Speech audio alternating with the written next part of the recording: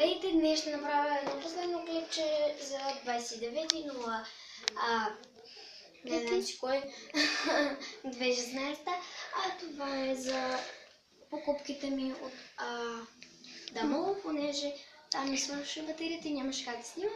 Това си взех от Конвел. Само това ми е покупката. Ядохме след това в един ресторант, но това е покупката. Така изглежда блузата. Ето, за да докажа, че е от Конвел. Така, ето така изглежда блузата. Това беше общо взето важната работа, но ако имам малко смисъл, ако пуснат в киното да снимам, ще направя влог 2 на рожден ден на Маги.